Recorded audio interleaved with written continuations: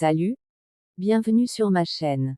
Dans cette nouvelle série pleine d'amour et de rebondissements, allons découvrir ensemble l'épisode 4 de Notre temps viendra.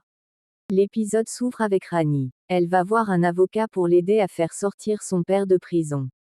L'avocat lui dit, la loi ne prend pas parti. D'après ce que tu viens de me dire, l'affaire semble vraiment très difficile. Rani le supplie. Elle lui dit, vous êtes un avocat qui a beaucoup de succès et j'ai également des preuves. Rani lui montre une copie d'achat de son bracelet. Quand l'accident s'est produit, mon père a acheté ce bracelet au magasin. Rani lui demande de montrer cela au juge pour qu'il relâche son père. Mais l'avocat se moque d'elle. Il lui dit, tu crois que c'est aussi facile. Tu te crois intelligent. Pourquoi ne prends-tu pas ma place? Tu pourrais faire mon travail. Tous les jours, je vois tellement de litiges au tribunal. Et le plus important, c'est qu'Haroun a affirmé que Rameau avait vraiment avoué que c'était lui qui était au volant. Donc je ne comprends pas. Rani répond, même moi, je ne comprends pas pourquoi il a dit cela. Mais Haroun m'a bien dit que vous pourriez m'aider dans cette affaire.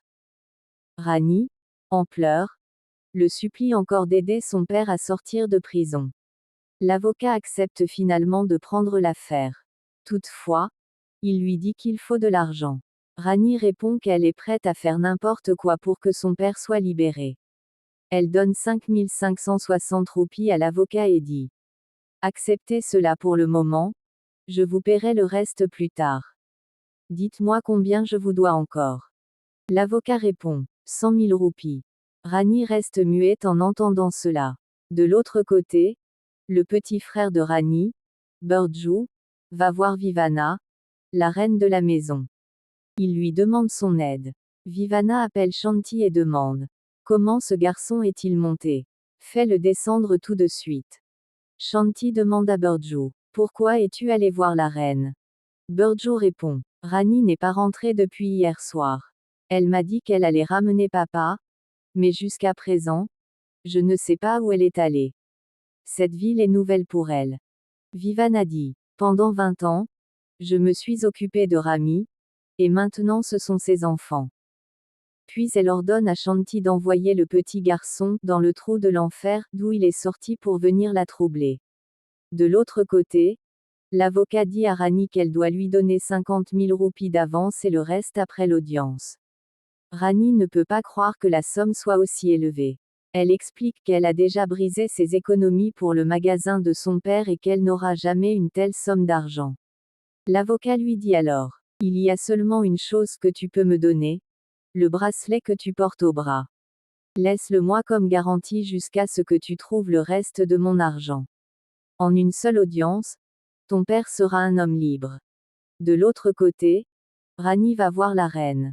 Elle lui dit, mon père vous respecte beaucoup. Je veux simplement vous remercier d'avoir bien voulu venir à son aide. Nous allons partir et je ne sais pas quand nous nous reverrons. C'est pourquoi je vous demande votre bénédiction. Rani s'agenouille devant la reine, mais elle chute.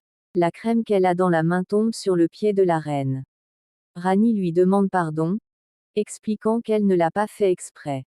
La reine lui dit d'arrêter cette mascarade et de nettoyer immédiatement. Puis elle ordonne au gardien d'informer la famille d'Ekara qu'elle les verra plus tard, car sa journée a été gâchée à cause de la maladresse d'une imbécile. De l'autre côté, un nouveau gardien remplace le père de Rani. Rani lui dit que l'uniforme qu'il porte appartenait à son père. Le gardien répond, c'est le mien maintenant. C'est vrai qu'il appartenait à ton père, mais plus maintenant. Je le remplace. Pars d'ici. Rani prend ses affaires pour partir. Shanti lui apporte de la nourriture pour la route. Rani refuse, disant qu'elle a déjà emballé ses affaires. Shanti lui dit, je sais que tu avais l'intention de récupérer l'uniforme de ton père. Mais ici, tout se passe ainsi. Avant que quelqu'un fasse ses valises, 10 autres sont déjà prêts à prendre sa place. Rani répond que l'uniforme ne signifie rien pour les autres, mais qu'il représente son père. Pendant 20 ans de service, cet uniforme a été l'identité de son père. Shanti conclut, nous sommes des chiens et nous le resterons. De l'autre côté, la reine réprimande un gardien pour avoir perdu sa montre. Elle dit, Un chien est plus loyal qu'un domestique comme toi.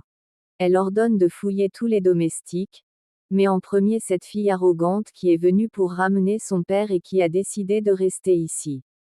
Elle veut sa montre à tout prix. Rani prend ses affaires pour quitter le palais, mais un gardien l'arrête. Il lui demande d'ouvrir son coffre. Rani s'énerve et dit: Ce coffre contient les jupons de votre mère.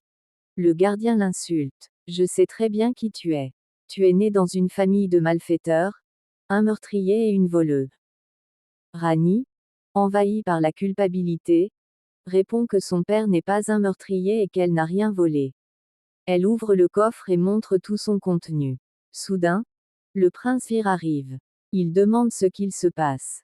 Le gardien explique que la reine a ordonné de chercher sa montre et qu'il est sûr que c'est Rani qui l'a volée puisqu'elle s'apprête à partir. Le prince dit: Tu ne vas pas la fouiller. La montre est dans la maison. Cette fille vivait dans le quartier des domestiques. Il y a 26 pièces dans cette maison. Elle est ici depuis seulement 26 heures. Comment aurait-elle pu entrer dans une pièce particulière pour voler la montre? Je ne pense pas que ce soit elle. Fais correctement ton travail et trouve la montre. Ici, tout le monde est traité de la même façon et avec justice. Rani prend ses affaires pour partir. La reine arrive et dit à Vir qu'elle avait donné l'ordre de fouiller ses affaires. Elle ne comprend pas pourquoi il s'adresse ainsi pour une fille de ce genre. Vir répond: Avec tout le respect que je vous dois, je ne pense pas que cette fille ait pu voler la montre. Mais ne vous inquiétez pas, je vous en achèterai une nouvelle.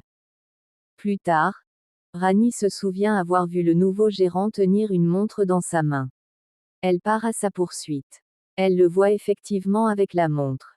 Rani se bat contre lui en espérant que quelqu'un arrive. Soudain, le prince Vir intervient et lui donne un coup de poing. Rani récupère la montre et la montre à la reine en affirmant qu'elle ne l'a pas volée. Ainsi se termine l'épisode 4 de Notre temps viendra. Un épisode chargé d'émotions, d'injustice et de courage. Rani a dû affronter l'humiliation, le mépris et la cruauté, mais malgré tout, elle est restée forte. Elle n'a jamais cessé de défendre l'honneur de son père, même quand tout le monde la considérait comme la fille d'un criminel. Nous avons vu une jeune fille déterminée, prête à sacrifier ses économies, son bracelet et même sa dignité pour sauver son père. Nous avons vu la froideur de la reine, l'injustice dans le palais, et en même temps, un prince Vir qui commence peut-être à voir la vérité derrière les apparences. Mais une question reste dans nos esprits. Droit: pourquoi le père de Rani a-t-il avoué un crime qu'il n'a peut-être pas commis? Droit: qui manipule réellement cette situation? Droit: et surtout, quel rôle le prince Vir va-t-il jouer dans la vie de Rani? Ce qui est sûr, c'est que l'histoire ne fait que commencer. Les tensions vont monter, les secrets vont être dévoilés, les relations vont évoluer, et certains personnages vont montrer leur vrai visage. L'épisode 5 sera encore plus intense, plus bouleversant et rempli de rebondissements inattendus. Des révélations choquantes, des confrontations explosives et peut-être un moment décisif entre Rani et le prince Vir. Alors si vous ne voulez rien manquer, restez connectés. Abonnez-vous à la chaîne, activez la cloche de notification et laissez un j'aime pour soutenir notre travail. La suite promet d'être incroyable. On se retrouve très bientôt pour l'épisode 5.